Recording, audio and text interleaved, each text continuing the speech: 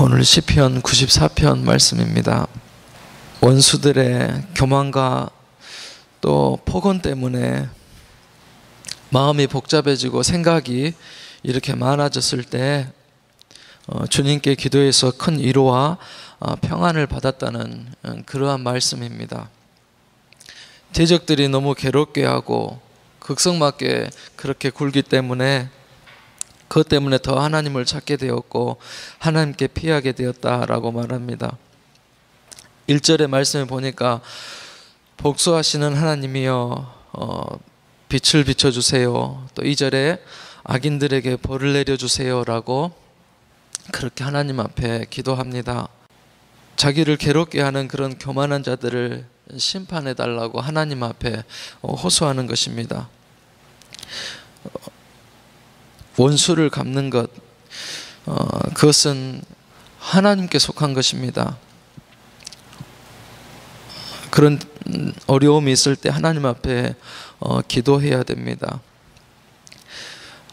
원수를 갚아주시는 하나님을 믿는다면 하나님께서는 그런 어려운 가운데 핍박 가운데서도 견뎌낼 수 있는 그런 감당할 수 있는 능력을 우리에게 주십니다.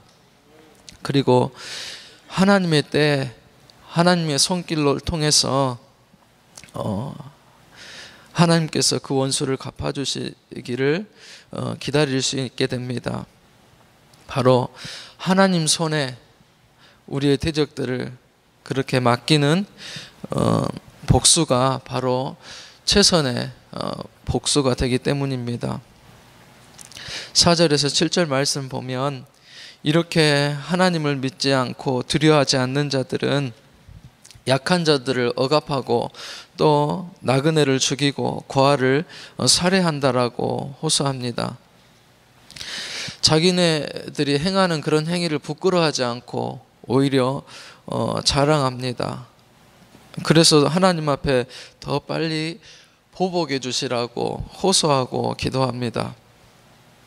그리고 8절에서 11절 말씀 보면 하나님이 악한 그런 행동을 다 보시고 계시고 그들이 행한 대로 심판하실 것이라고 그렇게 고백합니다. 9절에 보니까 귀를 지으시니가 듣지 아니하시랴, 눈을 만드시니가 보지 아니하시랴. 또 11절에 보니까 여호와께서는 사람의 생각의 허무함을 아시느니라 라고 그렇게 결론을 내렸습니다. 이런 어려움을 당할 때 어떻게 견디고 평안을 얻습니까? 오늘 시편의 말씀처럼 하나님 앞에 그 마음을 토로하고 호소할 수 있는 우리가 될 수 있기를 바랍니다. 하나님께서 대적을 처리해 주시고 또 하나님께서 그 원수를 갚아주시기를 기도하는 우리가 되었으면 좋겠습니다. 하나님께서는 철저하게 그렇게 심판해 주실 줄로 믿습니다.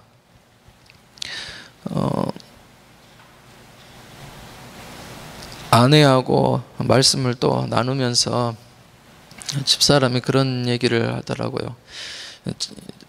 저희 집사람은 천안의 성종동에 사는 사람인데 이제 그 근처에가 소돔과 고모라가 있어요. 고모라성이 그 모텔과 유흥가가 밀집한 지역이 있습니다.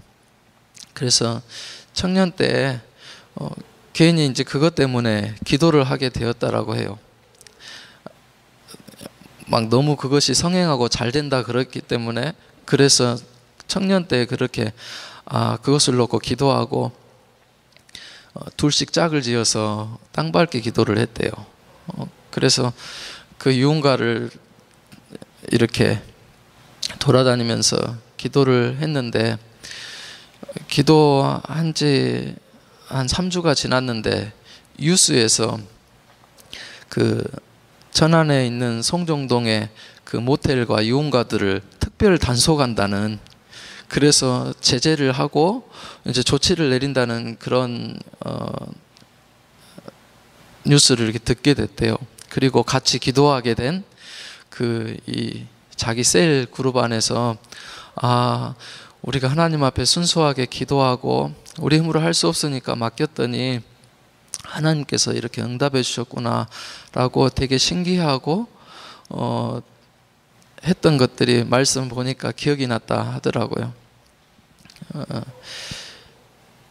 우리가 괴로울 때, 어려운 일을 당했을 때, 또 나를 괴롭게 하는 환경이나 상황이나 사람이나 또 물질이나 그런 억울한 일들이 있을 때 삶이 괴로워요. 그래서 되게 힘이 들고 무기력해지기도 합니다. 근데 그런 환경들이 얼른 바뀌지 않고 계속 있기 때문에 더 지치고 피곤해요.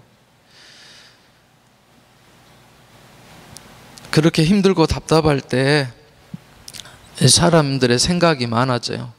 마음에 근심이 생기고 이렇게 복잡해집니다. 그러면 마음이 더 불안해지고 요동치게 됩니다. 몸이 안 좋아지죠. 스트레스 때문에. 정신적으로도 눌리게 되고 여러 가지 병이 생겨요. 위장병도 생기고 또 탈모도 허리가 갑자기 많이 빡기도 하고 피부질환도 생기고 정신질환도 생기고 가슴이 아프기도 하고 그런 것들이 건강도 무너뜨리고 마음도 무너뜨리고 생각을 그렇게 무너뜨립니다. 그러면 사람 속에서는 버겁다라는, 힘이 들다라는 그런 마음이 생겨요. 그리고 믿음도 조금씩 없어지고 자신감도 없어지고 그걸 다 잃고 절망에 빠꾸 맙니다. 또 자꾸 다른 생각들이 또 들어와요. 내가 잘못했으니까 인과응보야, 죄의 결과야, 하나님을 거스른 대가야, 하나님 네게 지금 벌 주고 있는 거야. 그렇게 자책하고 마음이 약해지면 또 사단이 가만히 안 놔둡니다. 생각을 또 밀어넣지요. 너 하나님께 버림받고 있는 거야. 이제부터 더 힘들어질 거야. 그리고 위로도 없고 더 암울해질 거야. 그냥 너 맛을 잃은 소금처럼 버려지고 말 거야. 이렇게 사단은 또 생각을 밀어넣어요. 그러면 사람은 어때요? 살 소망이 끊어지는 거예요. 이유가 없어지는 거죠. 그런데 건강한 사람들도 환경이 어렵고 원수들이 옆에서 날 괴롭게 하고 힘들게 하면 누구나 이런 생각을 할 수 있다는 거예요. 마음이 무거워지고 힘들게 할 때, 무력하게 할 때 우리들은 예수의 이름으로 그러한 생각들을, 마음들을 물리쳐야 될 줄로 믿습니다. 허망한 생각들아 떠나가라. 불안하고 두려운 마음들아 떠나가라. 그 생각을 마음에 담고 있지 말고 선포하고 물리치는 그런 기도를 드릴 수 있는 우리가 되었으면 좋겠습니다. 경건한 사람, 또 믿음의 사람, 기도하는 사람들이 이런 생각들이 들으면 안 되는 거거든요. 또 마음속에 불안하게 하고 두렵게 하고 떨리게 하면은 안 되는데 경건한 심령 속에도 실제로 이런 일들이 또 이런 환경들이 있고 일어난다는 것입니다. 그럴 때 정말 우리 영혼을 기쁘게 하는 하나님의 위로를 굳게 붙들 수 있는 우리가 될 수 있기를 바랍니다. 오늘 학가다 말씀은 19절의 말씀이에요. 내 속에 근심이 많을 때 주의 위안이 내 영혼을 즐겁게 하시나이다 라고 고백하는 그 말씀이 오늘 묵상하고 애울 말씀입니다. 그런 상황에서 하늘에서 주시는 그런 위로, 또 사람 앞에 나아가는 것이 아니라 하나님 앞에 나아가서 기도하는 그 기도가 필요하다는 것입니다. 9절에 보니까 하나님께서 알고 계신다는 그런 위로를 주시죠. 귀를 지으시니까 듣지 아니하시랴, 눈을 만드시니까 보지 아니하시랴. 그 모든 상황을 하나님께서는 보시고 계시고 듣고 계시고 알고 계신다라고 그렇게 위로를 받습니다. 시편의 기자도 그렇죠. 121편 4절에 보면 나를 지키시는 자는 졸지도 아니하시고 주무시지도 아니하신다 말씀합니다. 또 마태복음 6장 32절에 보면 이 모든 것이 내게 있어야 될 줄을 하나님은 다 아신다라고 그러십니다. 시편 46편 1절에 보면 환난 중에 만날 큰 도움이 되신다라고 우리에게 그렇게 말씀을 주십니다. 12절의 말씀 보면 여호와여 주로부터 징벌을 받으며 주의 법으로 교훈하심을 받은 자가 복이 있나니 라고 말씀합니다. 어떤 말씀이에요? 그 모든 어려움들, 원수가 있는 것까지 다 하나님의 섭리로 바라본다는 것입니다. 내게 있는 어려움이, 이 고난이 지금 내가 하나님께 사랑받고 있는 그러한 표시이고 증거다라고 그렇게 고백하고 있는 것입니다.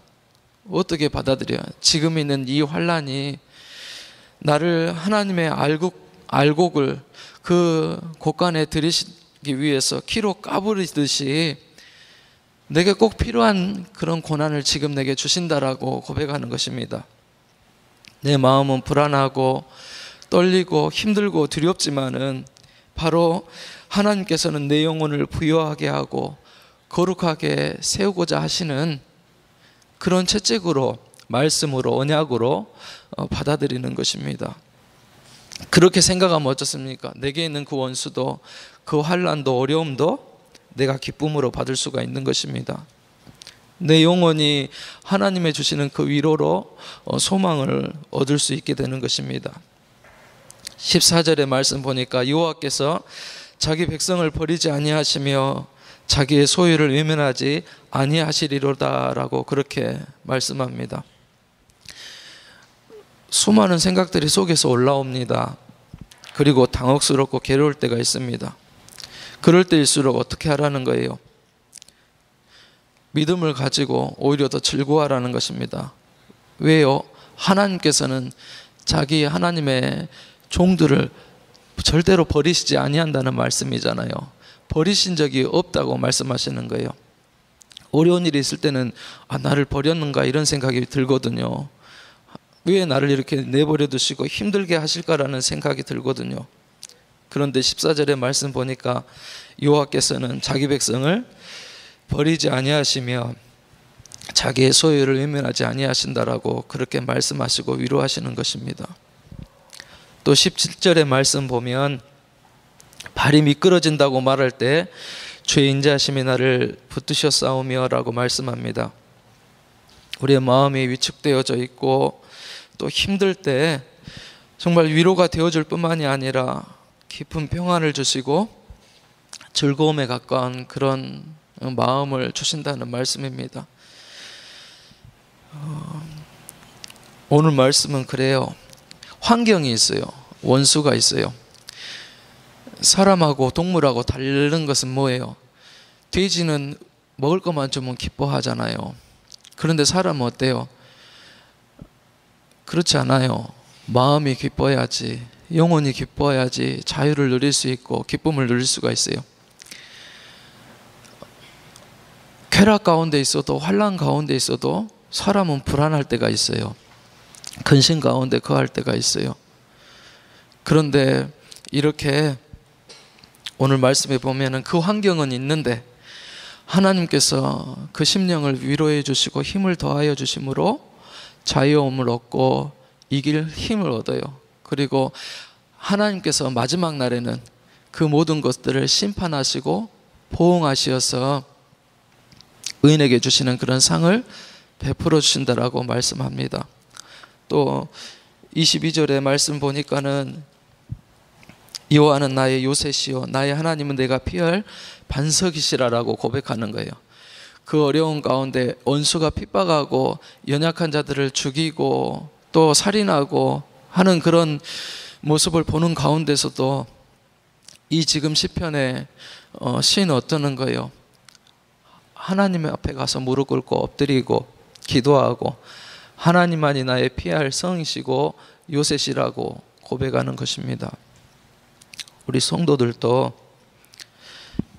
그런 환난이 있고 마음에 두려움이 있고 근심이 있고 생각이 많아질 때 하나님 앞에 그것들을 맡기고 우리도 같이 고백할 수 있었으면 좋겠습니다. 내 속에 근심이 많을 때 주의 위안이 내 영혼을 즐겁게 하시나이다. 여호와는 나의 요새시요 나의 하나님은 내가 피할 반석이십니다. 하나님 앞에 기도하고 또 하나님 앞에 맡기고 또 하나님 주시는 그 위로와 힘을 얻어서 주시는 그 담대함을 가지고 더 열심으로 찬송하고 예배하고 경배하고 하나님께 영광 돌리는 우리 모두가 될 수 있기를 주님의 이름으로 소원합니다. 기도하시겠습니다.